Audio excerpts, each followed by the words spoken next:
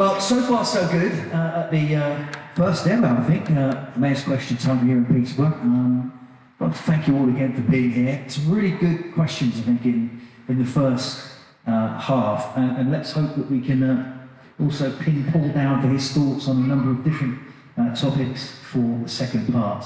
So we'll kick off with a question for part two from Danielle Woods. And it's this, Paul. Many 16 to 18-year-olds face challenges when trying to get their first job. And I know you touched on that at the very beginning of the evening. This is a challenge, isn't it, for 16 to 18-year-olds? And as Danielle points out, paid work experience, especially those 16 to 18-year-olds who need extra support or limited work experience or who don't have strong connections to employers.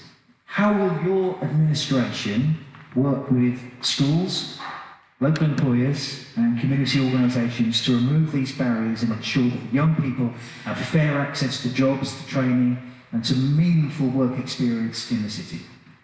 Well, there's plenty of young people who have got challenges. My 6-year-old daughter just called me just then as I sat down and I kind of accidentally almost answered it, but anyway. What was I going to say to you? So, in terms of young people who provide opportunities, well, I remember going to relatively recently to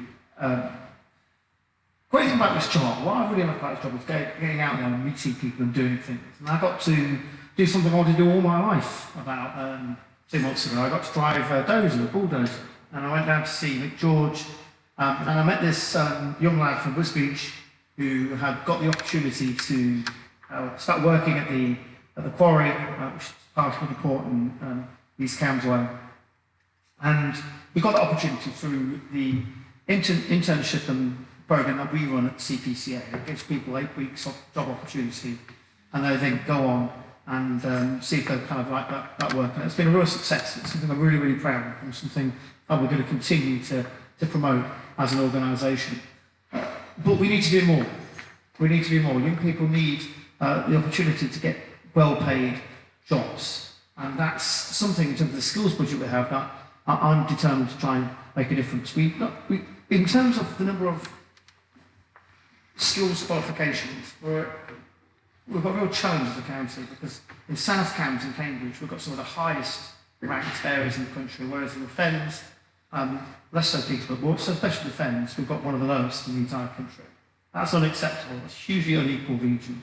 And what I want to do is invest on site, places like Metalcraft and Wisbech, which have built a facility there where they can train their own young people to work, then go on and work in Metalcraft as an organisation. I think that's the future, and that's something I'm determined to do. The other thing that we've managed to do here in Peterborough is a bit of job stuff at Peterborough United Football Club at London Road.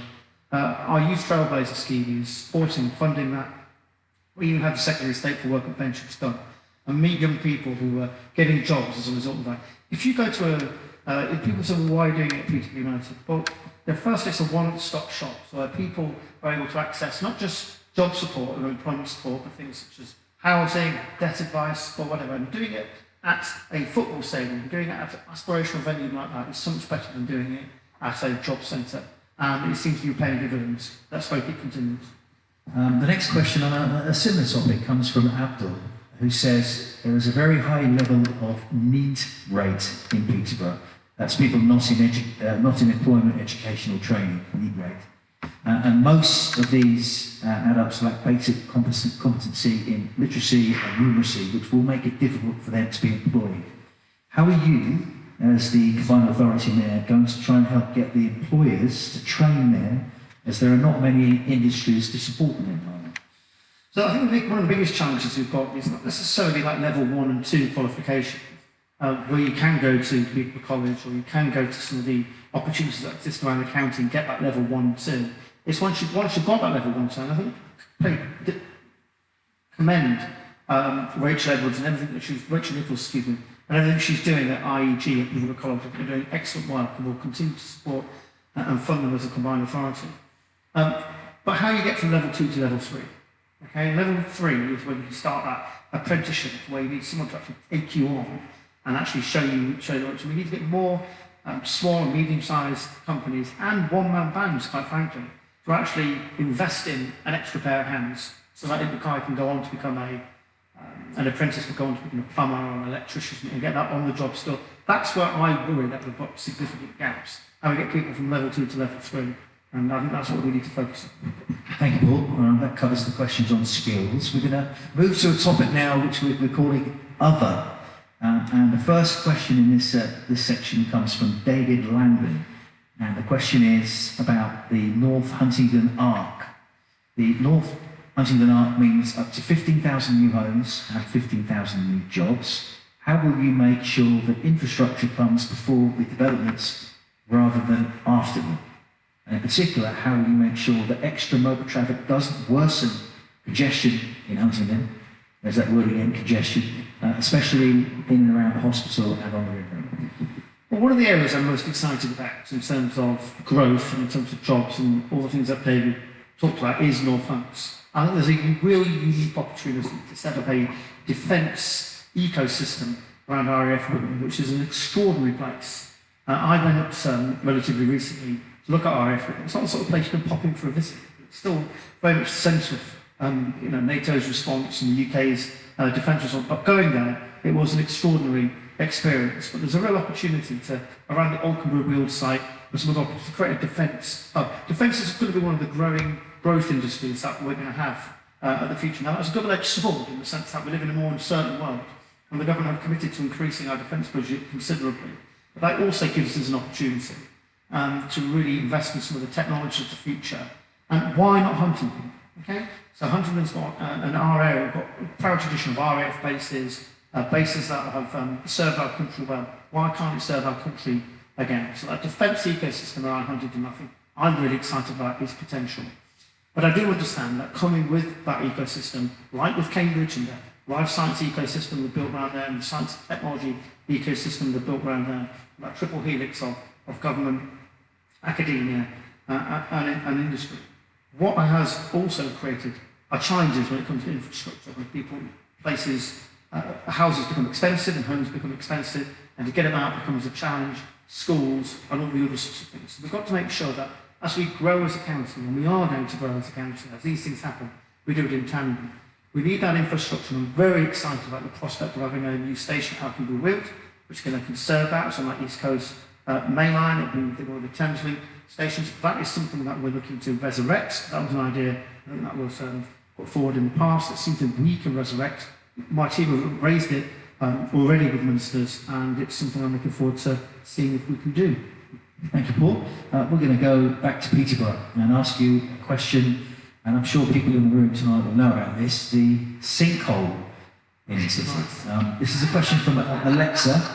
Alexa says, why has nothing been done to fix the sinkhole in the city? It's getting worse and worse with flats on the brink of going into the river, and the problem seems to have been ignored for years. What are your comments on that? Well, I remember when I was the local MP, typical Paul Bristow style. They got more and more fed up every time we kind of walked past it and saw it and thought, well, I'm going to do a video on this and kind of put it out on social media and raise a few pulses.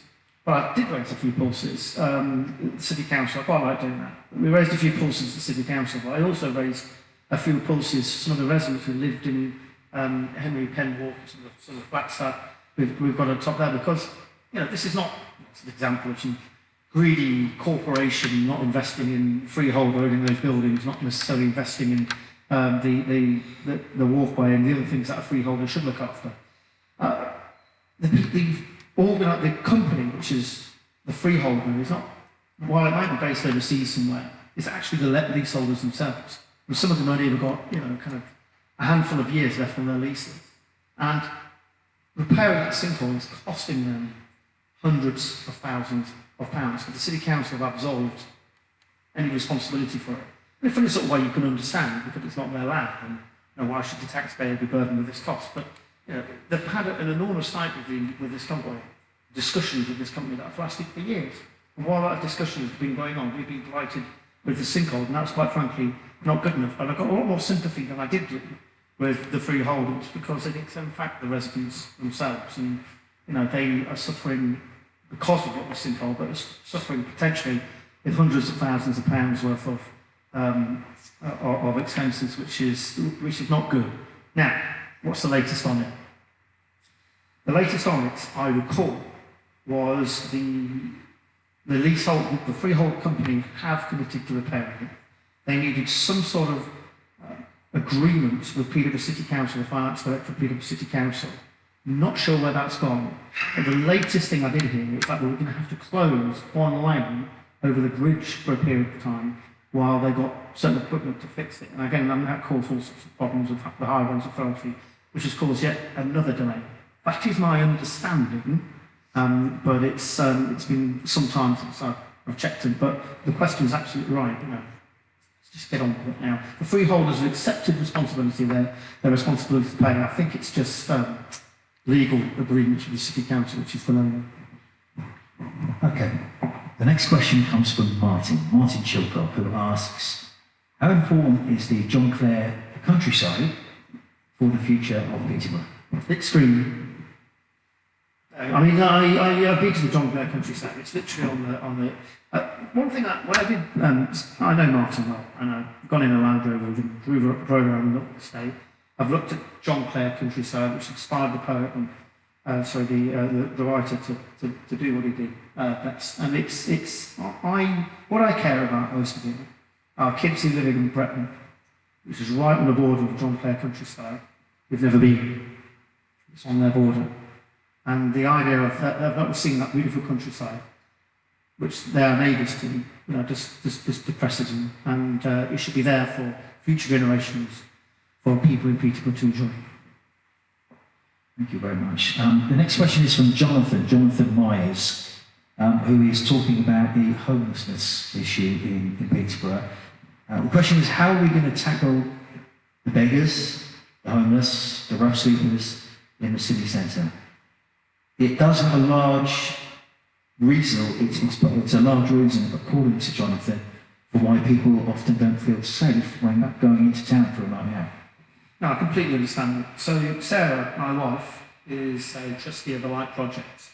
And I think they do a fantastic job in our city, working with the City Council, in the same sort of offices in one place actually with the City Council, working on reaching out to those who have fallen on hard times and maybe sleeping rough in our city centre.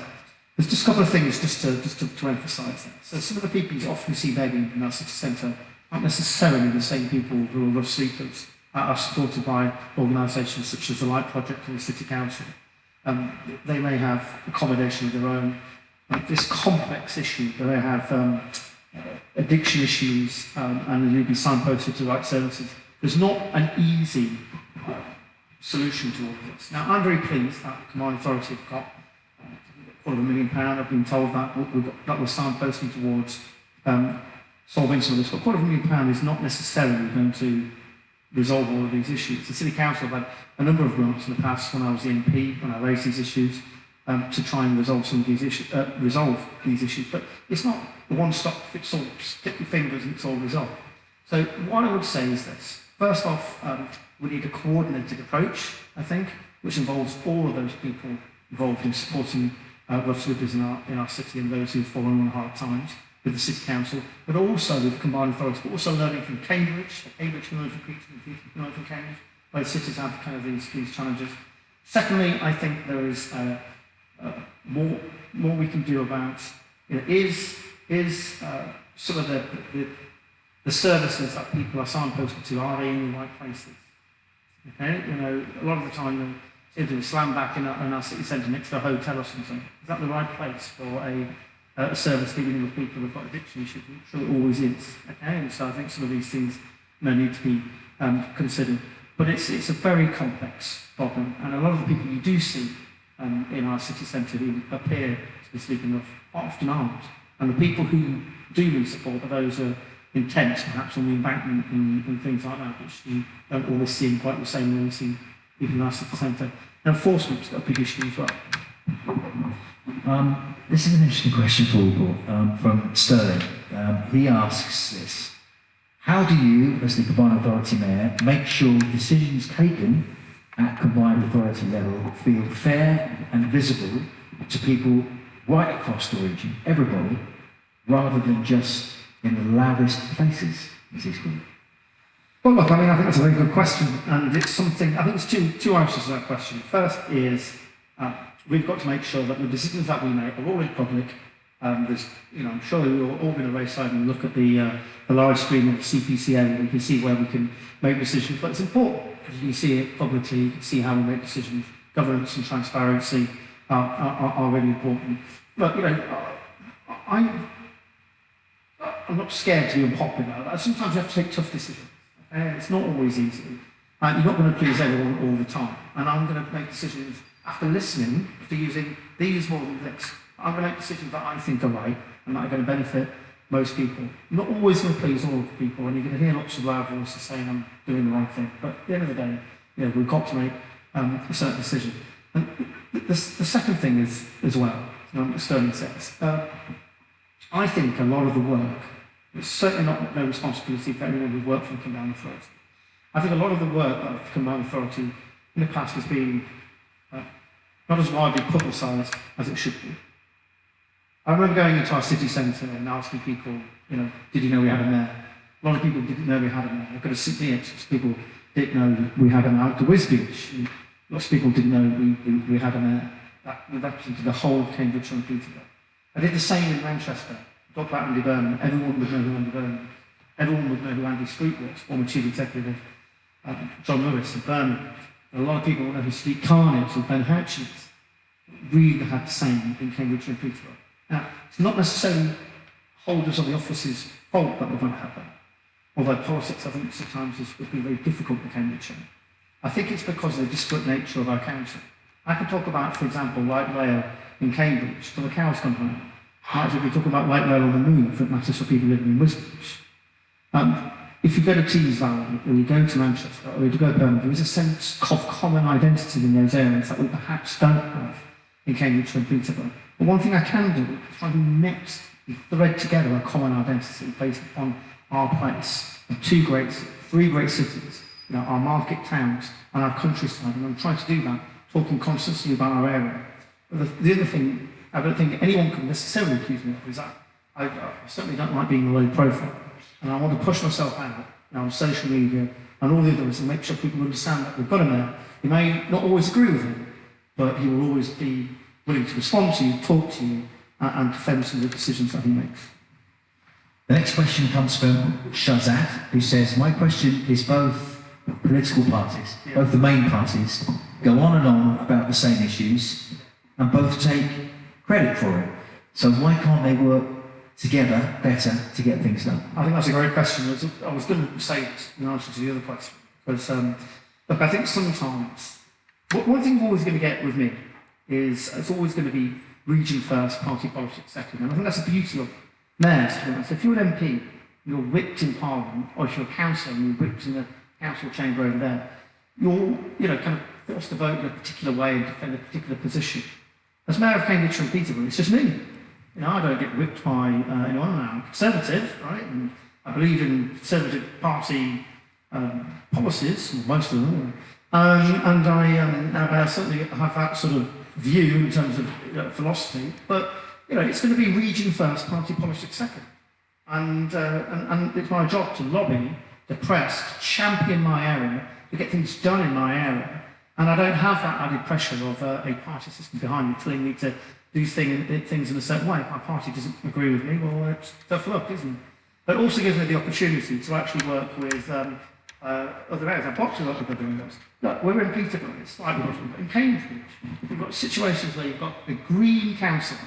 I suppose we've got green councils in Peterborough as well. But in Cambridge, I always use this example because we've got the county council as well. But in certain areas, you've got a green ward councillor, a Labour city council, a Liberal Democrat county council, and a Conservative mayor. It's an extraordinary set of affairs. That politics is so diverse in our area. But that means if we need to get anything done, we have to work together, have to work as part of a team. Hopefully, we've kind of turned a bit of a corner with some of the politics in the past which has held us back, where there's been that sort of toxicity of politics in Cambridgeshire. It's certainly working much better in South Cambs and Cambridge. More of a challenge sometimes with Peterborough because of some legacy issues, with me being a former MP. But look, we've got to do better. We've got to kind of work together. Interesting. The next question comes from Michael, and it's a question about the local elections. With the proposed cancellations of the local elections, are you going to continue to give us a voice to express our thoughts with voting in these elections, or are you going to take our voices away and not want to know how to improve our community? And we'll just throw in Ishfaq's question: do you believe we, the voters, are being robbed of our democratic rights to vote by the Labour administration in the council?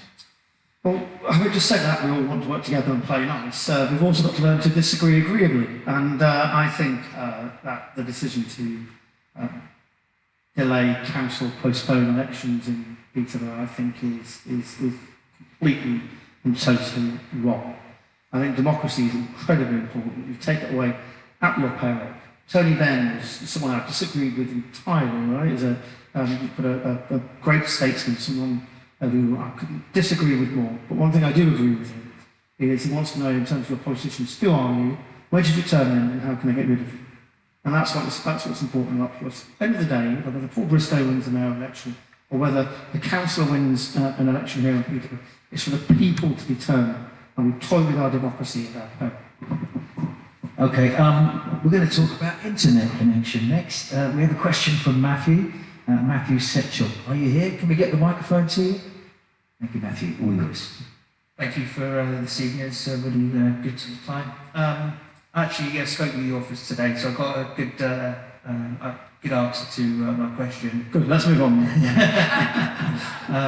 But my question to the public is, what are you doing about internet? I'm an internet provider, and we struggle daily with customers moaning about poor internet, no internet.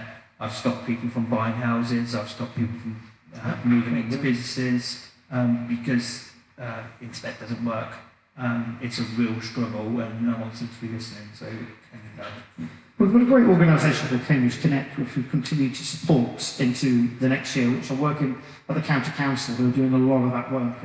And I hear entirely what you say, but if you look at some of the progress we've had in Cambridgeshire, this is me praising my predecessors, it's nothing to do with me.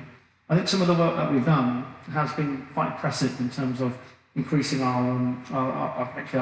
I think we've got ambitions to go from 92% to 98%, making sure we've got 5G, at least 4G access as far as we can across the county. Some notable black spots at Ely and some of the ways we need to go much further. But I've got complete sympathy. When I talk about connectivity, it's not just about transport connectivity.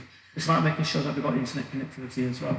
I've just moved to a village, Wonston, relatively recently, and I was speaking to someone who basically done the same thing, but moved a bit further out into it's right on the border between us and Leicestershire. So he moved, Northamptonshire. He moved that way, and he lived in a village out there, and he had a fireworks business, believe it or not, where he had, and it was coming to his most important time of the year in November, and then he'd moved and he realised, 4G, if you kind of hung out his window for coat hangers, just can't manage to get, a signal.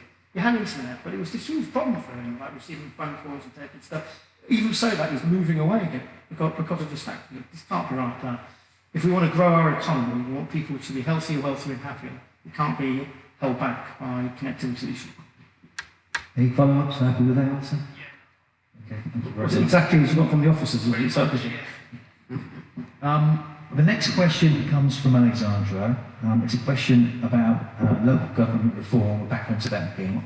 The question is, what are the broader plans on collaboration across the councils as we move into the next stage of LGR?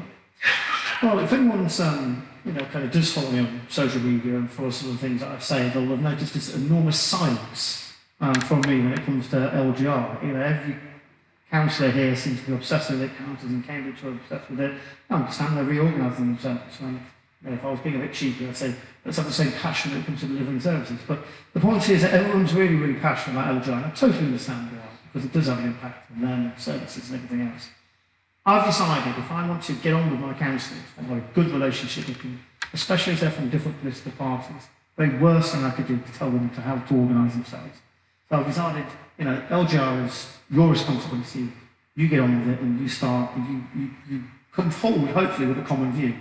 I thought a common view could be reached. It turns out that's impossible, and so instead of having one view, we've got 5 views from different councils across the county, which I think is a bit of a mess. But look, what will happen, what will be, and the government will whittle these things down to either 2 or 3 options, I think, or 2 options, and then I become a statutory consultee, and it's then I'll give my view on the right organisation, I think, for our areas. But I think that the worst thing I could do is to tell councillors in Cambridgeshire how to organise themselves, so I've kept my views to myself. Has that been difficult? You're not someone who's normally renowned for keeping your views to yourself. It's been very difficult.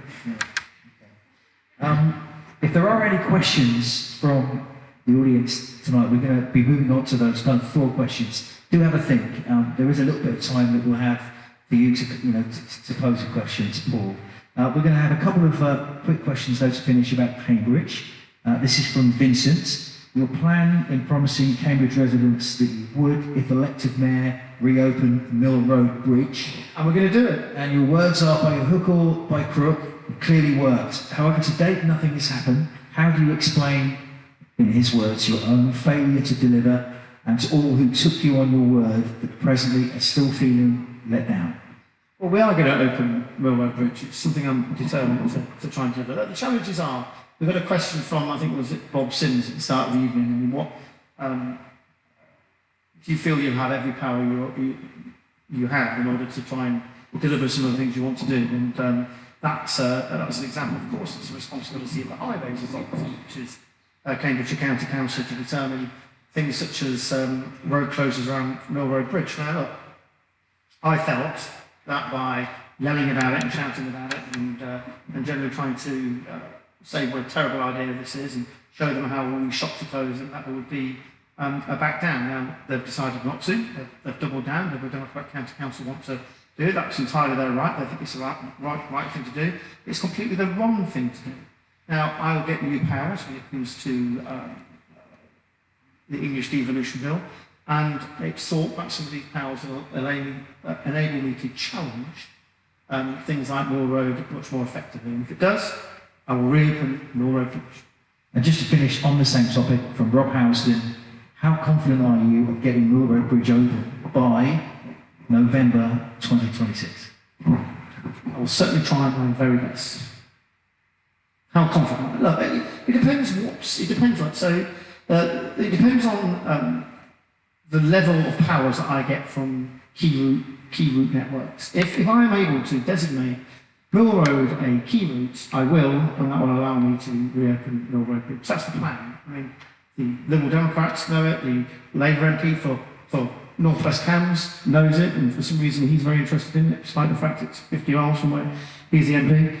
You know, everybody knows the plan. You know, I think Champion the Wonder Horse knows the plan. I'm not, suggesting that it's anything that anyone's not seen. They know that I want to use the powers I get through the English Devolution Bill to try and reopen Mill Road Bridge. If I am allowed to do that, I will. Do we have any questions from the floor? This is where we ask you to put your hand in the air and we can wander over to the microphone and you can fire your question at the Combined Authority Mayor. Mr. Paul Bristow, you have a question here. Thank you very much, Kev, and Paul, good presentation. Certainly your enthusiasm is infectious, and I think that's taken a lot of people with you. And you're certainly raising the profile of the combo mayor in this area. Question, what I'm getting round to, you've got great powers and you may well have some great funding available to you. Could you use your enthusiasm and indeed your funding to persuade the owner of the land at North Westgate to get its finger out? Well, absolutely, Steve. I completely agree with you. And if we are able to put in place a development corporation, the local MP is enthusiastic about the project now. We're going to try and do this together, and I think that will give us land ownership powers, so we can acquire compulsory purchase land if necessary. But development corporation will enable us to bring land together to try and generate. You're absolutely right. I'm 46 years old, okay? Don't feel 46, I'm 46 years old. And they've been talking about that site since I was at school. I think 30 years is long enough, don't you think, Steve? Thank you, Steve. Thank you, Paul. Would anybody else like to ask a question? Yeah, another question in front. Just about, I'm a small business owner and I really struggle with apprentices. One of the challenges for a small business owner, especially the one-man band, is not actually allowed to do an apprenticeship. You can't actually have an apprentice to do a one-man band. It's just not possible. Really, is that right? I didn't quite realise that was the case. I thought you were able to take them on. Not as an apprentice. Okay. So you could employ them. So an apprentice makes a very big league difference between an apprentice and an employee. Okay, well, let's get that away because that's something I've been really interested. And I thought one of the challenges around taking apprenticeships on were if you're a one-man band or if you're, the challenge would be, yes, it's nice to have an extra pair of hands, but you've got to deal with the HR element, you've got to deal with the safeguarding element, you've got to deal with the idea of making sure that they go away for a day a week, go to college and all the rest of it. There's big challenges around this. And one of the things I'm thinking is there's something we can do as a combined authority to take HR headache away, make it more attractive to take on apprenticeships. If we're telling you you're not allowed to, then that's again something we might need to have a look at. Basically, what happens when you're on holiday? So the reason why. I see. So you've got to have two people in your business, so that when you're on holiday or sick, That's somebody looking after the apprentice. Okay, all right, okay. Well, that makes sense. Well, let's take that off front. That's something that HR element that maybe we could overcome it by doing something like that. Yeah, that's awesome. We have a question, I think, from the person who's providing all of the speakers tonight. So, Steve, over there, get the mic on and you can ask your question to the combined authority there. There we go, should be working. My question is, when developments take place, quite often the infrastructure is not put in beforehand. A typical example of that is Hampton, with the roads, the schools. The roads are often not well thought out. Is there not something that could be put into planning to improve that? Yeah, I mean, you make a very good point, Steve. And I've had a lot of people from. I used to live just where the old hospital site, and just where behind the City Care Centre. And a lot of the people from around that estate did contact me, simply when I was on the local MP in that area. And I met with some of the residents' associations, and some of the roads there were unadopted, and there were all sorts of kind of costs associated with owning a home around there that they hadn't realised, and in effect were running a company, and the city council wouldn't adopt the land until X, Y, and Z was going on. There's a real pain. And you're right, it's more than that. It's not just like doctor surgeries and schools and all that sort of stuff. It's about infrastructure. It took me the local MP going bananas to get a post box in the Manor Drive estate. Got a post box. I'm talking about a shop or a bus route, anything. It's got a post box. So look, you are often right, when you build new estates, sometimes they're not thought through properly. Small infrastructures like lampposts and post boxes and things, proper footpaths and well-maintained roads are not always thought through. We need to do this so much better. I think the Development Corporation and some of the work that I've seen in Cambridge have managed to achieve that a lot better than they have here in Peterborough. We went to the state and we went to Eddington, where the university were responsible for the development there.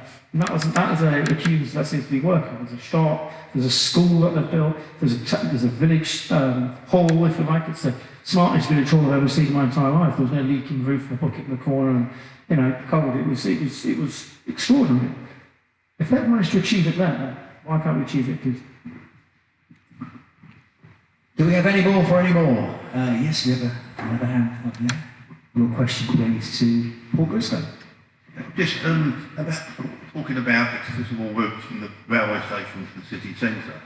Have you ever considered, relatively cheap to get, of extending the footbridge to Queensgate, extending it just a short way, and then putting 2 lifts at the Queensgate end, so that would become a completely accessible route from the railway station into the city centre? I think we need to use part of this development plan, don't we, for the station quarters. 2 good ideas you've had so far in the problem. Okay, so when I've got a meeting in a few weeks, I told you we've got a meeting around the roundabout. I want better. I think local MP, it's very easy for me to turn around, get the £48 million, pass it on to the combined authority, or at least, get the money by lobbying for it, and the combined authority then put the business plan, and then you send it off to the city council for delivery. I think the old model, perhaps, of the combined authority as being an organisation that passports money through. You know, in many ways that works because the delivery mechanism on the arm are the city council and the local councils. But when it comes to big infrastructure projects like the station course, I think you need a better view of it. And I'll take it away, maybe I don't have to give it. I think one of the challenges maybe I don't have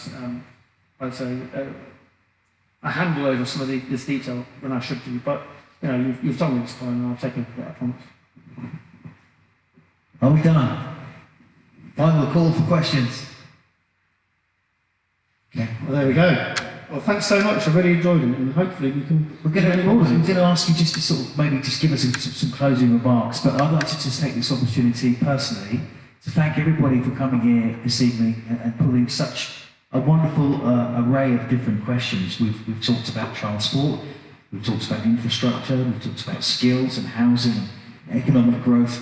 Pretty much all of the key things that Paul Bristow, as the Combined Authority Mayor, has power over. So it's been an awesome first ever Mayor's Question Time. Thank you all so much for all of the questions, and we'll just hand over to Paul for some closing remarks.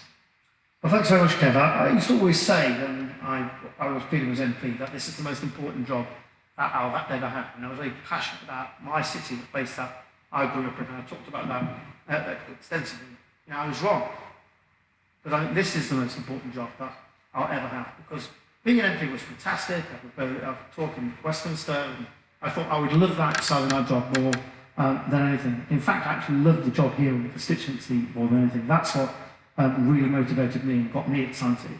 And I've got the opportunity now as the Mayor, I think, to affect change across my region, the place that I call home, much more effectively as Mayor than I ever did as the local MP. I'm going to make sure I do this job to the best of my ability, and listening and getting out and about is, I think, the best way of doing that. I can spend 5 days in the office from 9 till 6, and to be honest, I think some officers would prefer me to actually spend more time in the office and sit down and, oh, he's shaking his head, my Chief Executive. But one thing I do in this time is getting out and about, talking to people, meeting people, and listening to them. I think that keeps you real, keeps you grounded, keeps your ear to the ground. And for example, I would not have understood some of the complexities around the Station Porter project from North of Meeting Collins tonight. I think that's been hugely important and keeps you grounded, and I'm going to continue this style of mayorship. And I hope, then when we have an election again in 3.5 years' time, I won't cancel that one, I promise. When we've got an election again in 3.5 years' time, when people wander around and say, do you know who the mayor is? I hope many more people know that the mayor is and was Paul Bristow than did previously. Thanks very much indeed. Let's give a round of applause, please, to Mr. Paul Bristow. And that concludes the Mayor's Question Time event. Thank you very much.